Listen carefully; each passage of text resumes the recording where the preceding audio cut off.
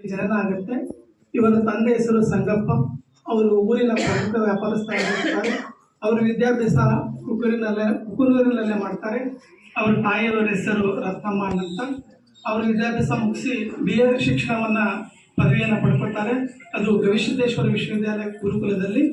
ನಂತರ ಅವರಿಗೆ ಮುಂಡ್ರಿಗೆಯಲ್ಲಿ ಅಂದರೆ ಪ್ರತಿಷ್ಠಿತ ಕಡ್ಡಿ ಮನೆತನದಲ್ಲಿ ಸೊಸೆಯಾಗಿ ಬರ್ತಾರೆ.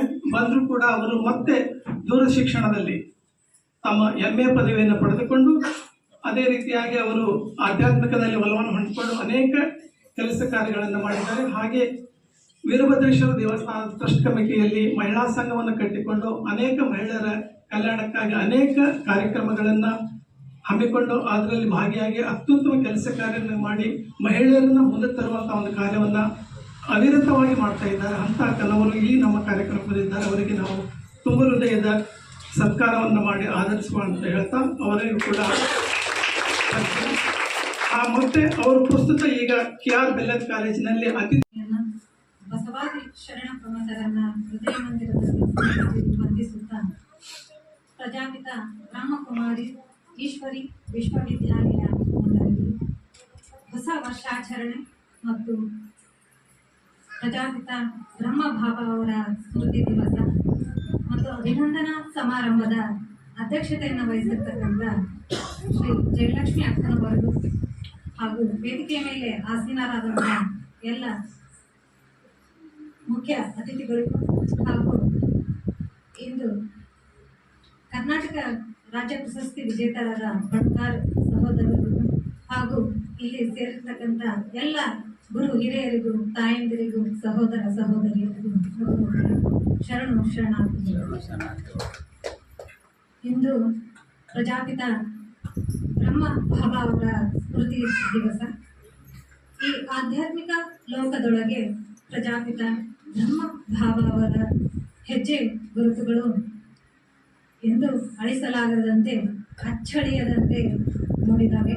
ಅವರ ಆ ಹಾದಿಯೊಳಗೆ ಈ ಈಶ್ವರಿ ಧಾರ್ಮಿಕ ಸಂಸ್ಥೆ ಅವರ ಕನಸುಗಳನ್ನು ಸಾಕಾರಗೊಳಿಸ್ತಾ ಆ ಆಧ್ಯಾತ್ಮಿಕ ಲೋಕದೊಳಗೆ ಅವರ ಸಂದೇಶಗಳನ್ನು ಇಡೀ ನಾಡಿನಾದ್ಯಂತ ಈ ಪ್ರಪಂಚದಾದ್ಯಂತ ಆ ಶಾಂತಿ ಸಂದೇಶಗಳನ್ನು ವಿತರಿಸ್ತಾ ಇದ್ದಾವೆ. ಯಶಸ್ವಿಯಾಗಿ ಇಷ್ಟು ಪ್ರತಿಯೊಂದು ಊರಲ್ಲೂ ಈ ಪ್ರಜಾಪಿತ ಬ್ರಹ್ಮಕುಮಾರಿಯವರ ಧಾರ್ಮಿಕ ಕೇಂದ್ರಗಳು ಇದ್ದಾವೆ ಅಂತಂದರೆ ಅದಕ್ಕೆ ಮೂಲ ಕಾರಣಕರ್ತರು, ಅದಕ್ಕೆ ಭದ್ರ ಬುನಾದಿಯನ್ನು ಹಾಕಿಕೊಟ್ಟಂಥವ್ರು ಅಂತಂದರೆ ಪ್ರಜಾಪಿತ ಬ್ರಹ್ಮ ಭಾವ ಅವರು ಅಂತ ಹೇಳಿ ನಾನು ಅನ್ಕೊತೀನಿ.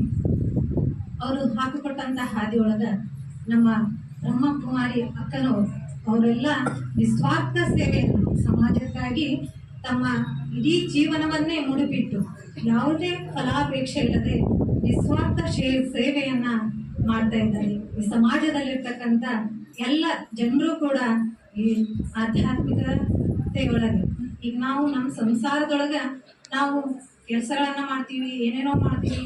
ನಮ್ಮ ಮನೆಯೊಳಗೆ ನಾವೇನು ಮಾಡ್ಕೊತಿರ್ತೀವಿ, ನಮ್ಮ ಗಂಡರಿಗೆ, ನಮ್ಮ ಮಕ್ಕಳಿಗೆ, ನಮ್ಮ ಕುಟುಂಬಕ್ಕಾಗಿ, ನಮ್ಮ ಸ್ವಾರ್ಥಕ್ಕಾಗಿ ನಾವು ಮಾಡ್ತೇವೆ.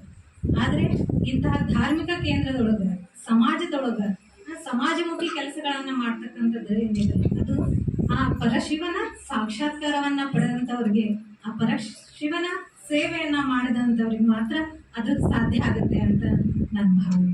ಹಾಗೆ ಈ ಬ್ರಹ್ಮಕುಮಾರಿ ಈಶ್ವರಿ ಸಂಸ್ಥೆಯ ಶ್ರೀಮತಿ ಜಯಲಕ್ಷ್ಮಿ ಅಕ್ಕನವರು ಕೂಡ ಏನು ನಾನು ಭಾಷಣಕಾರರಲ್ಲ, ಆದರೂ ಕೂಡ ನನ್ನನ್ನು ಕರೆದು ಈ ಒಂದು ಸ್ಥಾನ ಕೊಟ್ಟಿದ್ದಾರೆ, ಇಷ್ಟು ಪ್ರೀತಿ ಕೊಟ್ಟಿದ್ದಾರೆ, ಅದಕ್ಕೆ ನಾನು ಆಭಾರಿಯಾಗಿದ್ದೀನಿ ಅಂತ ಹೇಳ್ತೀನಿ. ಹಾಗೆ ನೂತನ ವರ್ಷವನ್ನು ಕೂಡ ಅಕ್ಕವರು ನಾವೆಲ್ಲ ಹೇಳ್ತೀವಿ ಯುಗಾದಿ ನಮ್ಮ ನೂತನ ವರ್ಷ ಅಂತ ಹೇಳಿ ಯುಗಾದಿಗೆ ಆಚರಣೆ ಮಾಡಬೇಕು. ಆದರೆ ನಮ್ಮ ಭಾರತೀಯ ಪರಂಪರೆಯೊಳಗೆ, ನಮ್ಮ ಸಂಸ್ಕೃತಿಯೊಳಗೆ ನಾವು ಪ್ರಕೃತಿಯ ಆರಾಧಕರು. ನಮ್ಮ ಜೀವನ ಘಟ್ಟದೊಳಗೆ ನಮ್ಗೆ ಉಪಕಾರಿಯಾಗಿರ್ತಕ್ಕಂಥ ಎಲ್ಲವನ್ನ ನಾವು ಸ್ಮರಿಸ್ತೇವೆ, ಪೂಜಿಸ್ತೇವೆ, ಆರಾಧಿಸ್ತೇವೆ. ಹಾಗೆ ಈ ಕ್ಯಾಲೆಂಡರ್ ಅಂತಕ್ಕಂಥದ್ದು ಕೂಡ ನಮ್ಮ ಜೀವನದ ಅವಿಭಾಜ್ಯ ಅಂಗವಾಗಿರ್ತೀವಿ. ನಾವು ಪ್ರತಿದಿನ ಬೆಳಗ್ಗೆ ಯಾರು ಪಂಚಾಂಗದಲ್ಲಿ ನೋಡೋದೇ, ಎಲ್ಲರೂ ಕ್ಯಾಲೆಂಡರ್ ಅನ್ನು ನೋಡ್ತೀವಿ. ನಾವು ಯುಗಾದಿಯನ್ನು ಹೇಗೆ ಸಂಭ್ರಮದಿಂದ ಆಚರಣೆ ಮಾಡ್ತೀವೋ ಹಾಗೆ ಕೂಡ ಜನವರಿ 1 ಕೂಡ ನಮ್ಮ ಭಾರತೀಯ ಪರಂಪರೆಯ ಪ್ರಕಾರ ನಮ್ಮ ಸಂಸ್ಕೃತಿ ಆಚಾರ ವಿಚಾರಗಳನ್ನು ಉಳಿಸ್ಕೊಂಡು ನಾವು ಸಂಭ್ರಮದಿಂದ ನಮ್ಮನ್ನು ನಾವು ಉನ್ನತಿಗೊಳಿಸ್ಕೊಳ್ಳೋದಕ್ಕಾಗಿ ಅಕ್ಕವ್ರು ಹೇಳ್ದಂಗೆ ಆಗಲೇ ಈ ನೂತನ ವರ್ಷವನ್ನ ಸಂಭ್ರಮಾಚರಣೆಯನ್ನು ನಾವು ಮಾಡಬೇಕು ಅಂತ ಹೇಳಿ ನಾನು ಕೇಳ್ಕೊಂತೀನಿ. ಹಾಗೆ ಎಲ್ಲರಿಗೂ ಕೂಡ ಹೊಸ ವರ್ಷದ ಹಾರ್ದಿಕ ಶುಭಾಶಯಗಳು. ಈ ನೂತನ ವರ್ಷ ಎಲ್ಲರ ಬಾಳಲ್ಲಿ ಕೂಡ ಸುಖ, ಶಾಂತಿ, ನೆಮ್ಮದಿ, ಸಂತೃಪ್ತಿಯ ಭಾವವನ್ನು ಹೊತ್ತು ತರಲಿ ಅಂತ ಹೇಳಿ ಆಶಿಸ್ತೇನೆ. ಹಾಗೆ ಇಂದು ಸನ್ಮಾನಗೊಳಿಸಿರ್ತಕ್ಕಂಥ ಶ್ರೀ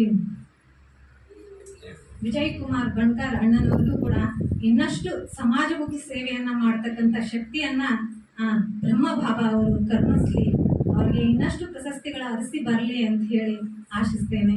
ಹಾಗೆ ಈ ವೇದಿಕೆ ಮೇಲೆ 2 ಮಾತುಗಳನ್ನು ಹೇಳೋದಕ್ಕೆ ಅವಕಾಶ ಮಾಡಿಕೊಟ್ಟಂತ ಸಂಘಟಕರಿಗೆ ವಂದಿಸ್ತಾ ಎಲ್ಲರಿಗೂ ತುಂಬ ಹೃದಯದ ಧನ್ಯವಾದಗಳನ್ನು ಅರ್ಪಿಸ್ತಾ ನನ್ನ 2 ಮಾತುಗಳನ್ನು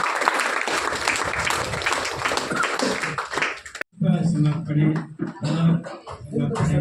ಮತ್ತು